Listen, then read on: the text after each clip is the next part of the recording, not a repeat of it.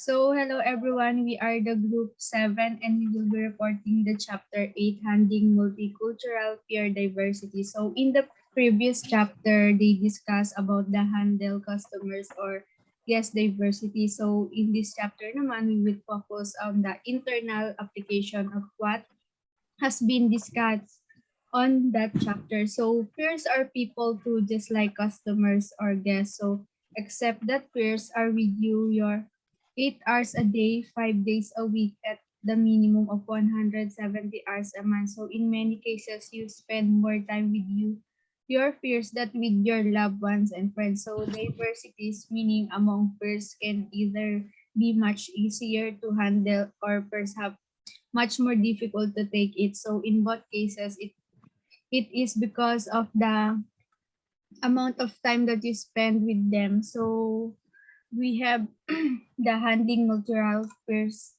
diversity. Next. Next po. So in the peers diversities, we have 10 ways professionals should handle this. So first, in the workplace and among first, the first rule is always to be yourself. So if there is one behavior first date as the most, it is when someone in their team is trying their best to be someone else instead of just being themselves. So yun nga, kapag narinig pa lang natin yung salitang always be yourself, yun, kailangan ipakita mo lang kung ano yung tayo, ibigay lang natin kung ano yung kakayanan natin. Like for example, sa isang company. So, syempre iba-ibang tao na yung nakakaharap natin, nakakasama natin. Merong mababait, merong hindi naman mababait, meron din tayong makaka-close, meron din tayong parang makakainitan, ganun. So, wag natin gawin yung kainggitan natin yung isang tao dahil wala ka nun. Wag natin gawin kainggitan yung isang tao na kasi hindi natin kaya yun. So, yun lang, gawin lang natin kung ano yung kaya natin, bigay lang natin kung ano yung tayo, kung ano talaga yung nasa puso natin. So, yung ibang tao kasi parang paplastikin lang tayo para lang maging friend kasi yun nga, naiinggit sa'yo, gusto mo kuha yung parang kung ano yung pinapakita mo, kung anong kakayanan mo sa isang company. So, even before being able to handle peer diversities among the members of your team. So, and all others employees of your company, you must be able to deal with your own diversity issue yun. Kailangan sa sarili lang natin makayanan natin yan. Next. So, be a team player. So, successful teams equal successful company. So, yung successful daw ng team is successful din ng company. Parang sa basketball, ayun. Yung kapag nagkaisa-isa kayo, yung parang, yun, kapag nanalo kayo, yun, successful nyo yun na buong player. So, dito naman sa company, yun nga, successful din siya ng company. So, we are one among many team members of peer diversity, diverse personality. So, the general idea in team building is there can be unity even the diverse setting. So the challenge with team is that sometimes one team members can pull down an entire team by having against the standard norms of team behavior. So sa isang company naman, pag sinabing team, yun nga, marami din tayong makakasalamuha. So meron na ibababa tayo kasi hindi natin na kaya yung kailangan natin gawin as a team player. So sa isang trabaho naman meron, for example, meron tayong maling nagawa ganun, yung iba parang hihilahin ka pababa para mas mawalan ka ng gana sa work na yun kasi nga, yun nga, hindi mo nga nagawa yung kailangan mong gawin. So, kailangan gawin lang natin kung ano yung inaano ng company para magkasundo-sundo tayo, ganun. So, we have a 5 characteristic of being a good team player. So, embrace collaboration. Next is hold accountable. Next is committed to the team. Next is be flexible and always positive and supportive sa isa't isa. Next.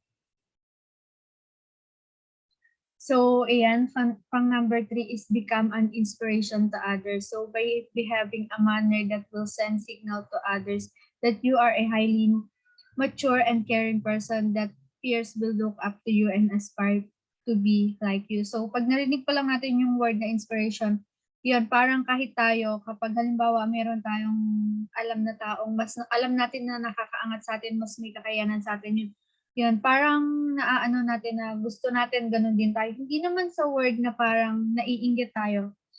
Yung gusto lang natin na maging, yun nga, maging makaya din natin yung ginagawa ng mas mataas sa'tin. Yun nga yung tinatawag na inspiration. So, just like sa company, so more members in your team start inspiring one another. So the more members in your team start inspiring one another, that more the team will be cohesive and ready for any challenges ahead, including the sensitive handling of issues surrounding peers. So while naman kinukuha natin yung gusto natin mangyari na a-achieve natin yung pinakataas na gusto nating mangyari halimbawa sa isang company, gusto natin maging isang manager. So, kailangan gawin natin yung kaya natin, pakita natin na kaya natin din 'to, na kaya mo din yung ginagawa ng mas mataas sa'tin. So, kailangan 'wag natin pakita na naiinggit tayo kasi kapag yung word na naiinggit, kapag yun yung inano natin sa sarili natin, walang mangyayari dun, puro inggit lang tayo. Pero kapag inano natin as, yung gusto natin ma-achieve yun nga, yung inspiration, kaya natin yung gawin sa sarili natin kasi nga gusto natin ma-achieve yun. So, ano natin sa inspiration. So, yung issue na 'to is sometimes not properly addressed can be cause for dysfunction. Yun nga yung sinasabi ko kanina, yung tulad nga sa kapag naiinggit tayo. So, next.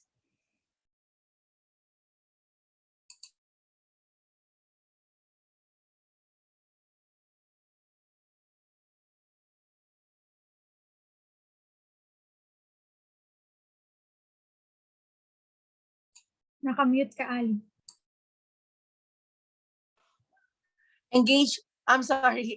I'm Ali Galia from this group, and I'm reporter number 2. So my report is number 4, which is engage your peers in cultural diversity discussion. So the more you intelligence discuss the different aspect of the diversity, like nationalities, regions, languages, dialects, religions, practices, traditions, and one another, the more you will know about each other differences. So basically, di ba, dito sa part na to is, the best example is yung kapag nagpunta ka sa isang lugar, maku-curious ka, di ba? What you gonna do is to talk, to ask to people kung ano yon, at nagtatanong ka para maintindihan mo yung, for example, is kung ano yung mga culture ng ganong race. Kasi nandun kasi isang lugar na yun eh. So, curious ka. So, the more na nagtatanong ka is the more better kasi mas nai-immerse mo yung sarili mo. Mas nai-immerse mo yung sarili mo dun sa culture na kung nasaan ka. So, kumbaga, mas nagiging knowledgeable ka, mas alam mo yung dapat mong gawin at hindi mo dapat gawin dun sa lugar na yon. So, number 5 is become a walking Wikipedia. This was rule number 8 in preceding chapter. Why should it be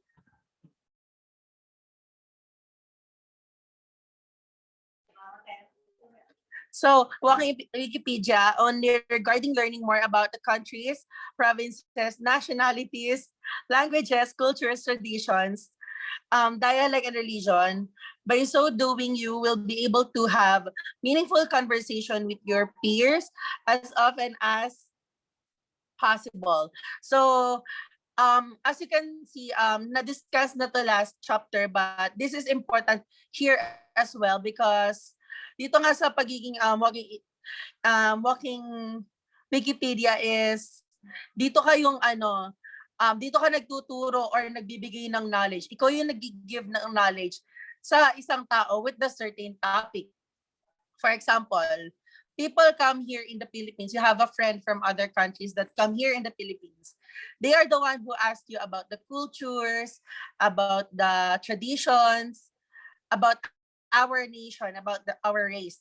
So, nagtatanong sila and tayo, as a person na tayo yung malalapitan nila, tayo yung kino-consider nila as their walking Wikipedia na nagbibigay ng knowledge sa kanila tungkol sa certain topic na yon. So, yun po. Thank you so much.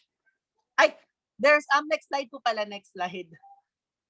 So ito yung mga 5 tourism-related portals na nire-recommend ko na gamitin nyo to help in your day-to-day professional work engagement is, number 1 is the TripAdvisor, Hotel Magazines, World Tourism Organization, Philippine Tourism Department, and Our Awesome Planet. So ayan, nakalist din dyan yung mga link na pwede nyong puntahan na site para mas ma-help kayo. Thank you. So, hello everyone. I am Iana Joy Gonzalez, the third reporter. For the number 6, find time for your peers even outside of work. These sessions must become a venue for getting to know more about one another, thus developing a deeper understanding of the different personalities in team. Here are the stronger bonds are developed. So, syempre, ang pagtatrabaho daw po ng 8 hours a day, 5 days a week, or araw-araw is nakakapagod. For example, is nag-work ka sa isang company or airlines, tapos ang pasok mo is araw-araw. And ang pahinga mo lang is Sunday. Syempre, kailangan din po natin magpahinga at magtanggal ng stress by hangout like cocktail party, mag-cocktail party ka with your friends, coworkers, etc.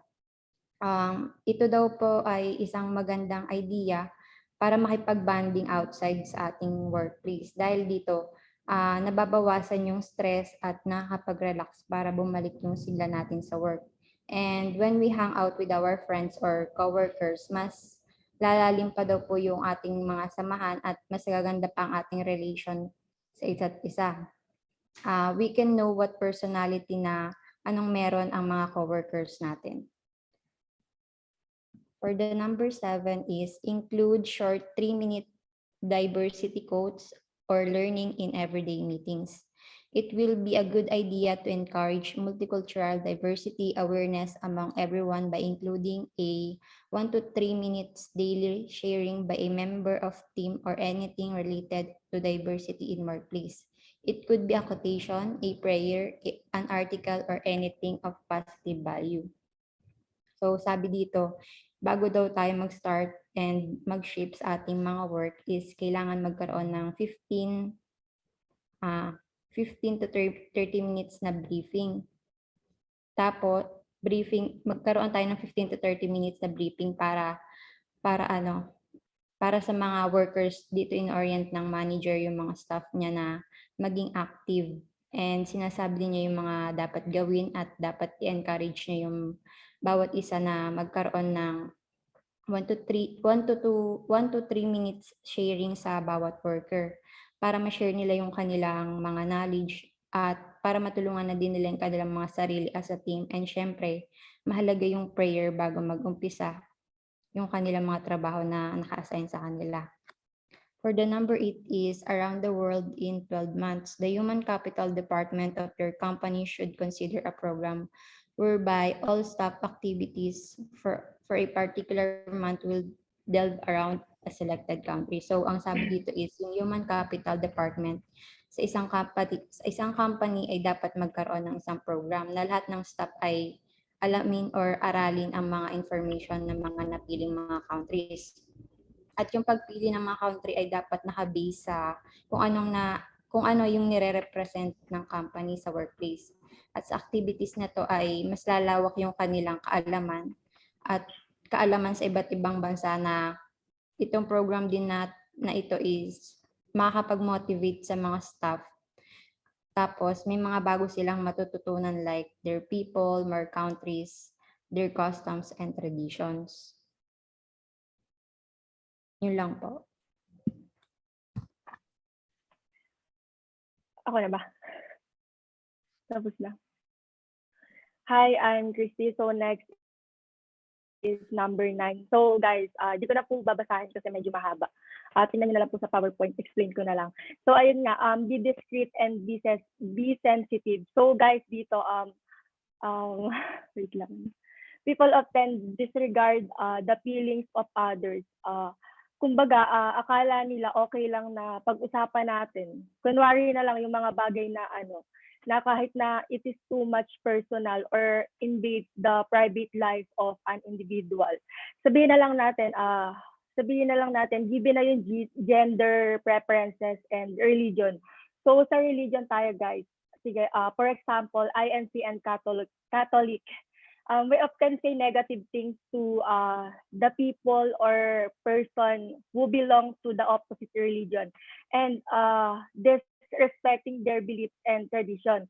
Guys, we should take note that everyone has their choice to which religion they want to be, and we should respect their choices and preferences in life. So yun lang guys.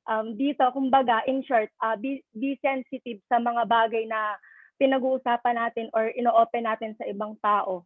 And kung mapapansin natin guys, sabi nga sa last part dito, never or don't force the issue of wanting to know, kasi in the first place it is none of your business. So dapat talaga maging maingat at sensitibo tayo sa mga sinasabi or lumalabas sa bibig natin. Dapat hindi natin binibigyan ng oras. Tama ba? Oo, dapat hindi natin binibigyan ng oras yung mga bagay na hindi naman tayo belong, and hindi naman dapat natin pina-priority kasi labas na tayo doon. And yun nga, always remember, be discreet and be sensitive sa mga bagay na sinasabi natin na pwedeng maka-offend sa ibang tao. So next is number 10. Ano nito? Ayun nga. So ayun po, next is number 10. Celebrate each other's diversities.